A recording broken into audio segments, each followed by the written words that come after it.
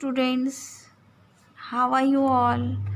I know that you all have been make up your mind that through to which subject you are going to study in class 11th, or you want to make your future. So those who have been selected biology as their subject for the study, I have the class for these students.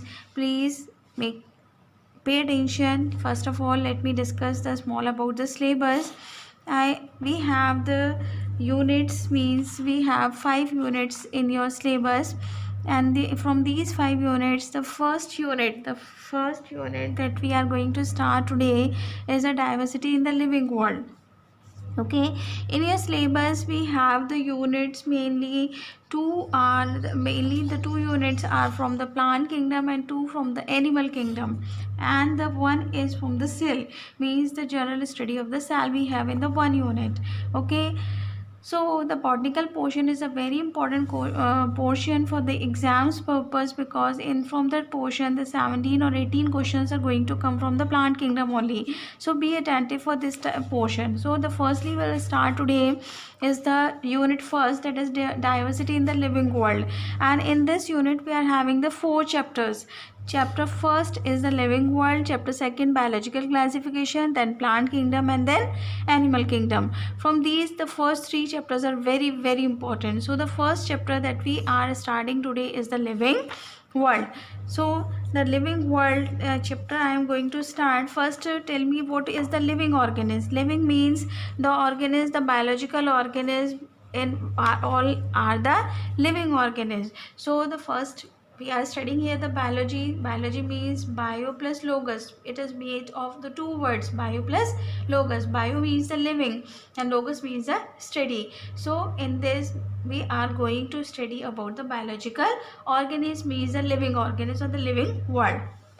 So before starting about the living organism or the living world, I want to tell you the some features of the living organism. We have some important features that make the organism as the living organism. For example, I have this pen, and if I am telling you these features, if you are founding these features in this span, then you will clear it that it is the living organism. But if these features are being absent, then it is not the living organism. So we have the 5 main important features for the living organism. First one is the growth, second reproduction, then metabolism, cellular organization, and consciousness. These are the living features of the living organism. From these features, the first two features that are not the defining features. The word defining means that it is only and only found in the living organism. That features we call the defining features.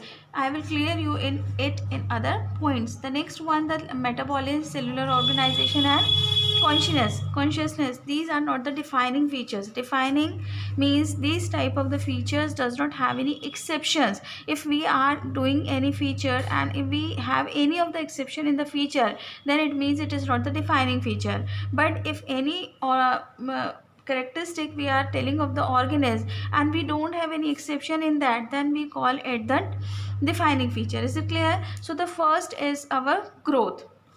Now growth means, what does the growth means? Growth means the increase in mass of the organism. Mass means that increase in size of the organism is called the growth. Now if the growth is increasing the size, then it is the main characteristics of the growth, means the size is being increased. And one most important thing, when the size is being increased of the organism, it is a permanent change. We cannot reverse it. You can say it is an irreversible permanent change of the individual.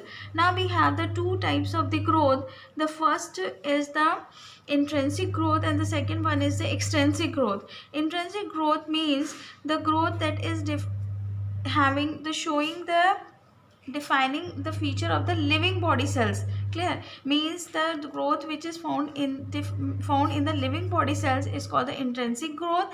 And extrinsic growth means, for example, it is the pen and it has been, the dust is being accumulated on the pan, then it has been increasing in size, but it is not the growth. Okay, the next one, it is Now in the same way, for example, I am telling here the small child is been increasing in growth, then it is intrinsic growth. But if the child is been wearing more and more and more and more clothes and been increasing in size, then it is not the growth, it is extrinsic growth. Understood? And extrinsic growth is the characteristics of the non-living organism, it is not the living organism. That's why I was saying that the growth is not the defining feature. Now the next is that the growth is, again we can classify into two types, indeterminate and the determinate growth. It is the very important question for the NEET purpose also. Indeterminate growth means these organisms shows the unlimited growth. Unlimited growth means throughout the lifetime they are showing the growth, and we know that the plants are the only organisms that have the indeterminate growth. The next one is a determinate growth, means a limited growth, as the animal cells have the limited growth at some period of the time they stop the growth, then they are called the indeterminate growth. This is all about this class. Next we'll discuss in the other class. Hello students, in the previous class I started the unit first, the diversity in the living organism, and the first chapter of this unit, the living world. In this class I told you that the living organisms have the 5 important features: growth, reproduction, metabolism, cellular organization and consciousness. And we already discussed growth. I told you when the organism is increasing in size or the mass, then we call it growth. And I also explained you the intrinsic and the extrinsic growth. Means if the body cell are being increasing in number, then it is intrinsic growth, and if any material is being accumulated on the surface of the body, then it is called the extrinsic growth. And this accumulation of any substances on the body is the feature of the non-living organism. Okay, now in this class I will explain you about the second feature, that is called the reproduction. It is also not the defining feature. I told you the word mean defining, that some means some exceptions should be there in the feature. For example, in intrinsic growth was the exception of the growth.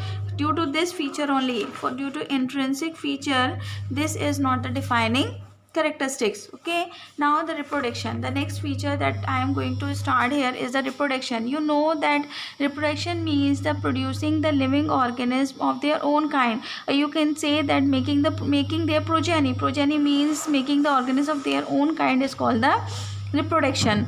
Okay, now in reproduction the number of the organisms are being increased, and this is a process that is being taking place in all the organisms, whether it is the unicellular or it is the multicellular. In all the organisms the reproduction process takes place. Now in multicellular organisms this reproduction process is very less or very similar to the unicellular organisms, but only the difference is there that in the unicellular organisms the number of the organisms is being not increasing, means all the life process are being taking place in the same organism, but in the multicellular organisms the growth and reproduction are very similar. Now we have the two types of the reproduction, asexual and the sexual reproduction. Asexual reproduction means where the gametes are being not involved, there is no involvement of the gametes in the process of the reproduction, then we call it asexual reproduction, means it is being taking place with the single organism. Got it? Now the second one is the sexual reproduction. Sexual reproduction means when the gametes are being involved and are fused to do the fertilization, it means the meiosis process is being occurring, then we call it the sexual reproduction. Now we have the types of the sexual reproduction. The first one, by production of the spores. In the sexual reproduction the small spores are being forming, it is being seen in the algae and the fungi. Okay, the next one is budding. I already explained you in class 10th also the budding process, that for example in the yeast and hydra the small buds are being arising, and it has been separated from the main organism or the parental organism and living at the individual life. Now the next one is a fragmentation. Fragmentation, it is being taking place in the organism that is have the filamentous body.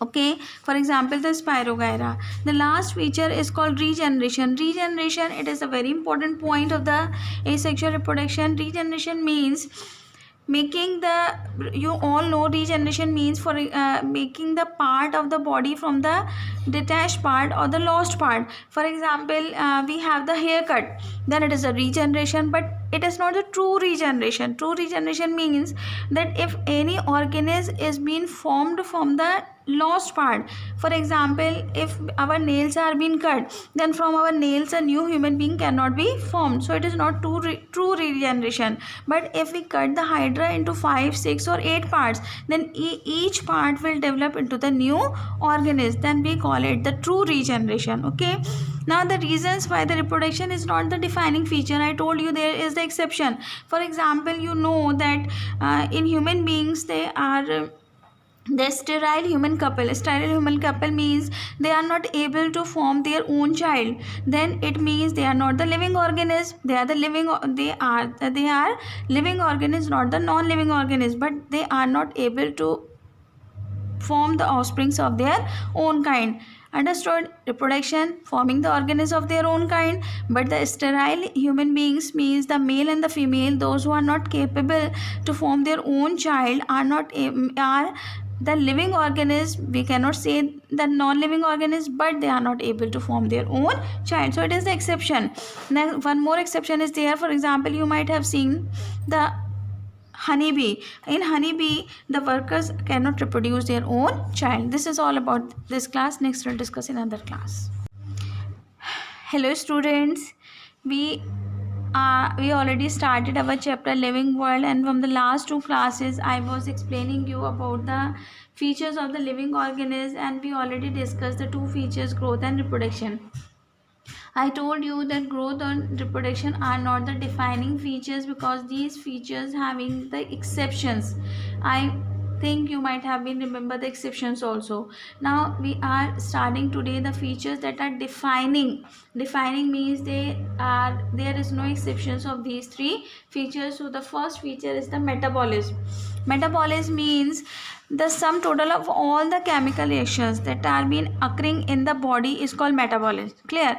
I am not saying about the one single reaction. Sum total of all the reactions whatever been occurring in the body of the living organism is called the metabolism, and these metabolism reactions is being occurring in the unicellular as well as in the multicellular organism. Now if there is sometimes we say that chemical reactions we can perform in the lab in the test tubes also, but in the lab in test tube we can perform only 1, 2, 3 reactions, not we cannot perform the all the reactions in the living organism in the test tube. Understood? In the single test tube we are not able to perform all the reactions of the living organism, so we call it metabolism is not the defining features, because sum total of all the reactions that are being occurring in the living organism is called metabolism. Now the next one is cellular organization. We know that the cell is the basic unit of life, and all the organisms are made up of cell only. Means whether it is a single cellular organism or the multicellular organism, all the body is made up of cell only, and they are all the functions are being performed in the cell. If it is means that if the body is not having the complete cell, whether it is a single cell or multicellular, then it is not the living organism. Means to be the living organism the cell is very necessary. Understood? Now the next one is consciousness. Consciousness means that we are able to adjust with the stimuli. Stimuli means that we are getting the stimulus from the sense organ through the surrounding or the environment. It can be of any type, physical, chemical or biological. If we are able to feel or we are able to respond on that stimulus, then the organism is the living organism, whether it is the unicellular or the multicellular. All the living organisms from prokaryotes to the complex organisms, means the human beings all are having the consciousness, but human beings are having the self-consciousness. Self-consciousness means they are able to think and respond. For example, any person is get the accident and he is not able, means his mind is being dead. At that time he is in the conscious, but he is not in the self-consciousness because he is not able to respond to its functions. Okay, this is all about this class. Next we'll discuss in other class. Hello students, in the previous classes, from the previous classes we were discussing about the features of the living organism, and we already explained discussed about the 5 features of the living organism, that is growth, reproduction, metabolism, cellular organization, and consciousness. Now today we are going to start with the new topic of the same chapter, that is taxonomy. Let me clear you first for the word taxonomy. What does the word here taxonomy means? Taxonomy means it is the study of the principles and the procedure of classification. Means what are the rules and the regulations, what are the method, what are the necessities for the naming to the organism is called the taxonomy. Okay, the study of the principles and the procedures of classification, we call it taxonomy. Now for the taxonomy we had to consider the following points. The first point for the taxonomy is the identification. Identification means first of all we should recognize the organism that means if we have any new discovery, then we should compare it with the other organism. First of all, it means it is called the identification. We are identifying the organism. Then the next one is nomenclature. Nomenclature means after identification we will give some particular name to the organism. Understood? Means we will do the naming of the organism. That naming of the organism is called nomenclature. Now nomenclature is it is not that we will name the organism like that only. There is some particular rules and regulations for the naming of the organism that we'll discuss further. Okay, then the third point, after naming the organism, then we will classify the organism. Classify the organism means after naming the organism we will keep the organism in that particular category or the group where it is having the organism of its own kind. Then we call it the classification. Means grouping the organism into different categories. Means if we group the organism into different categories, then we call it classification. Then affinities, the last and the important point in this is the affinities. Affinities means we group the organism into different groups. Now we will discuss the relationship between the organism. Interrelationship means the organisms are the same type of the group, means same group organism. What is the relationship between these organisms is called affinities. Okay, now the next topic of this is systematics. Systematics means it is the study of the diversity of the organism. Clear? It is the study of diversity of the organism is called systematic. It includes the external as well as the generic characters. Now before the systematics was in old systematic, only the external morphological character. External means बाहर से जो दिखते हैं, ठीक है, the characters, only the external morphological characters are being considered. But in now new systematics, all the generic as well as the external characters are being included. For example, root, stem, leaves, the genes of the root, stems or leaves, all are being studied. That is called the systematics. Now we have the important system of the classification, that is called binomial system. Bio means two, bi means two, nomial means naming, means the naming of the organism into the two names is called the binomial system. And it was started, who was the founder of this system? Linnaeus was the founder of this system, and he proposed a scientific naming of the plants in his book.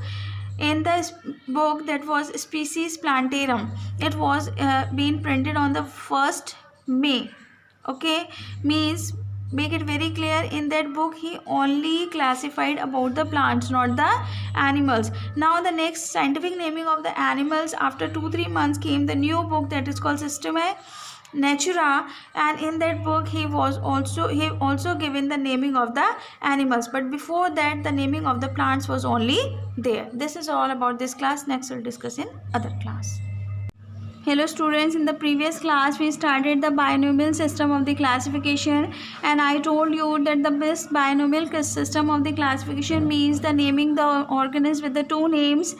And this is the naming of the organism with the two names is related to some rules. We cannot name it as it is. We will having some rules and the regulations to name the organism that has been internationally accepted and is given by the branch that is called ICBN. ICBN means International, C for code, and of botanical nomenclature. It is very necessary to mention here of International Code of Botanical Nomenclature.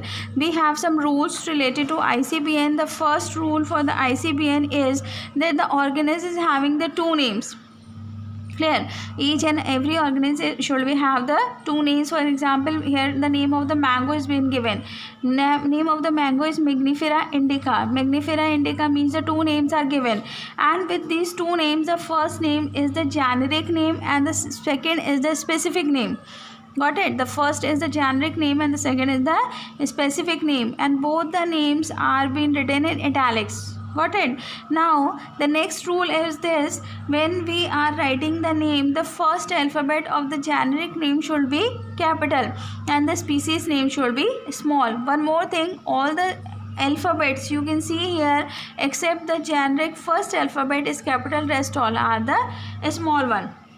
Now the most important thing is this: when we are writing these name with our hand, means that if the name is handwritten, then we should underline the name, but if the name is being printed, so make it different, it is being printed in italics. Okay, now there is one more important point for related to this is tautonyms. Tautonyms means, for example, you might have seen in the example that I given you the name of the mango Mangifera indica. Mangifera indica is a plant name.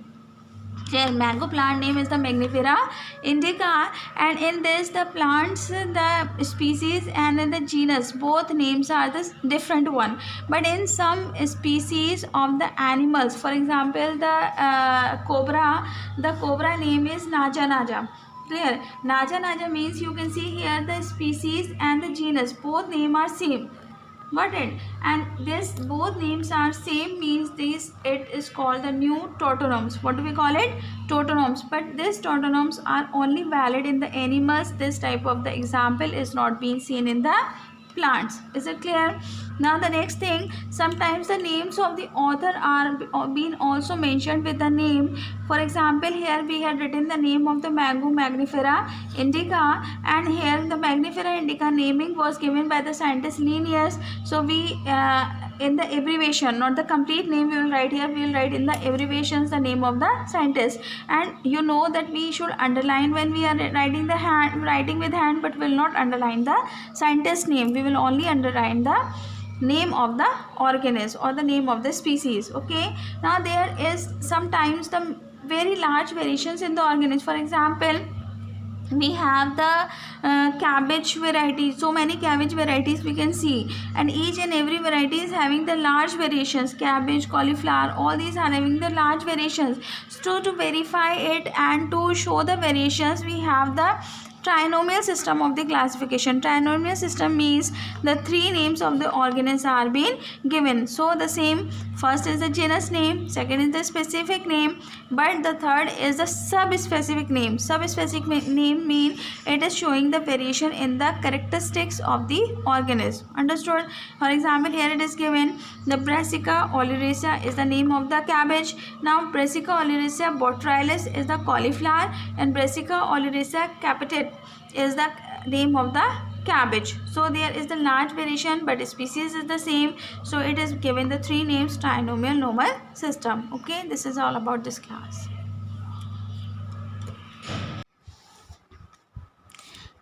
Hello students. In the previous classes, we were discussing about the living world chapter, unit 1st of class 11. Now continuing that only, today we will discuss our taxonomic categories. Now first let me clear you what is taxonomic categories. Taxonomic categories, taxon, up till here in the taxonomy word you already are understanding. Now it is clear to you what is taxonomy means. The method of naming of the organism is called taxonomy, but the classifying the organism or naming of the organism is not a single step process. It involves a number of these steps. Understood? Now these steps means are one by one as per the characters of the organism, and we call it hierarchy. Hierarchy means step by step movement of the naming of the classifying of the organism is called hierarchy, and these steps are called the rank, or you can say the categories. Understood? Each category is the unit of the classification. Without, if we miss any of the category, we cannot classify the organism properly. Getting? So kingdom, division, class, all these are the categories, or you can say the rank. Understood? And each rank is being used to classify the organism. We can commonly call it taxon also. Understood? We can also call it taxon, category, or rank, whatever it is. Understood? Now we have the 7 steps are there, 7 obligate steps. Obligate is a very important word which is used here. There is the 7 obligate taxonomic categories. We have obligate means that we cannot miss any of that. Clear? Obligate means the compulsory. Is it clear? Compulsory means without the division we cannot move to the class, means it is very compulsory to use the division also. Understood? Now we have these 7 obligate categories, taxonomic categories, and these are the first one: kingdom, then division, class, order, family, genus, species, like this. Clear? When we move from this kingdom to the species, the number of the common characters are been increasing, means the characteristics that are similar in them are been increasing. And as we move from down to up, means from species to the kingdom, the number of the common characters that they are sharing is been decreasing. You are getting the statement?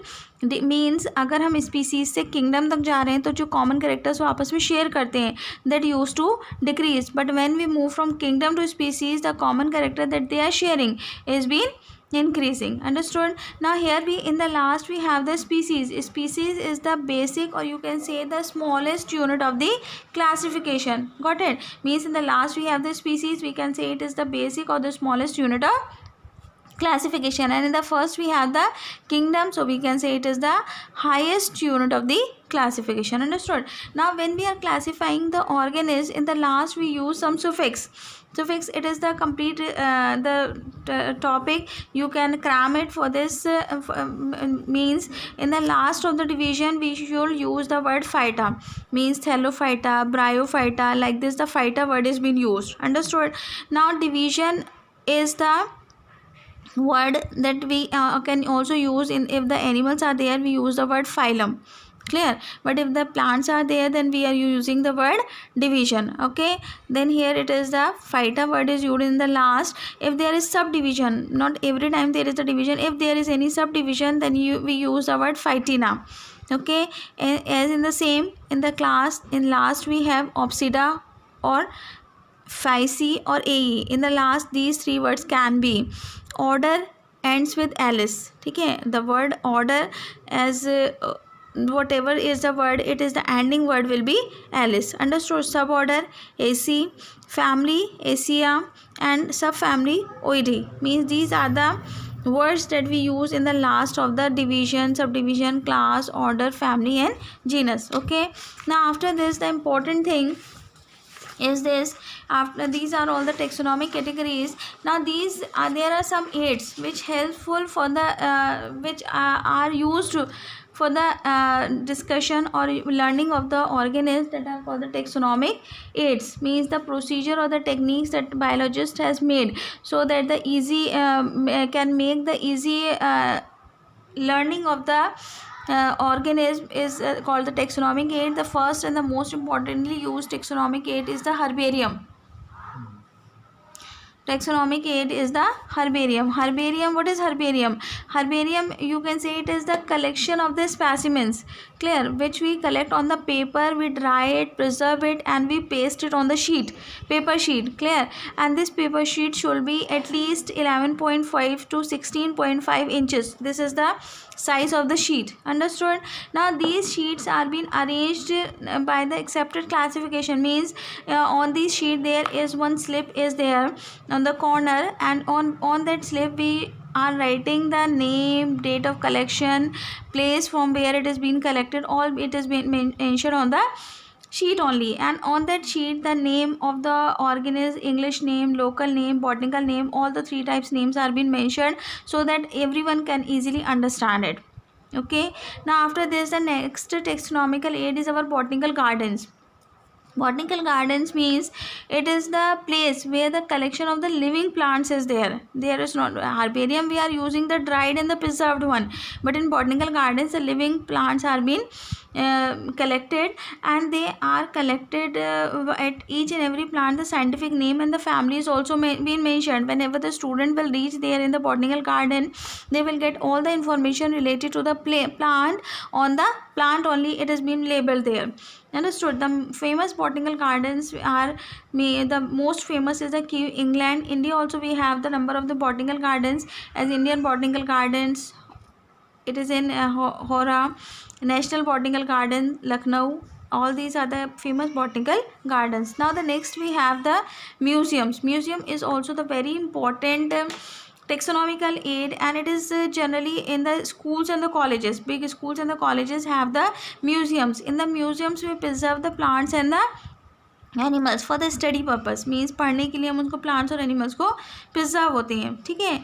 या the specimens, जो small specimens can be preserved in the jar और the container, but if the large specimens are there then they should be stuffed. Clear? Means they should be stuffed. उन्हें भर के फिर उनको preserve किया जाता है. Clear?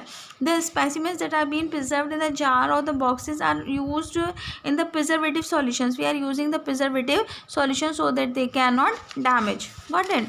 Now the next taxonomical aid is called the zoological park. Clear?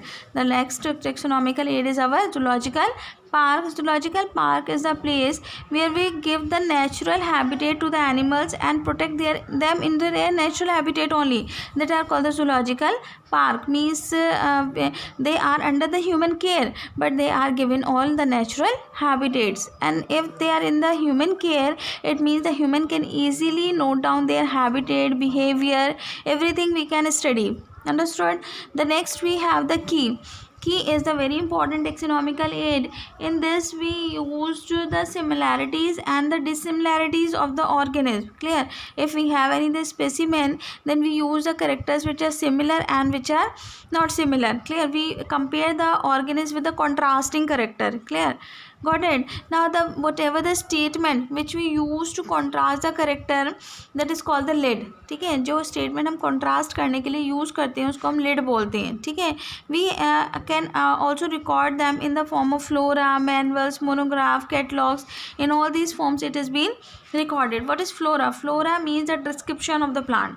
ठीक है? If there is some particular area and we used to describe the plant there, then it is called flora. Understood? The next is manuals. Manuals provide the information of the name of the species. There, flora is providing only the number of the species, but manual is providing the names of the species. And the last we have monograph. Monograph provides the taxon of the organism. Clear? Through which we can identify the taxon of the organism. Clear? This is all about this chapter. Thank you.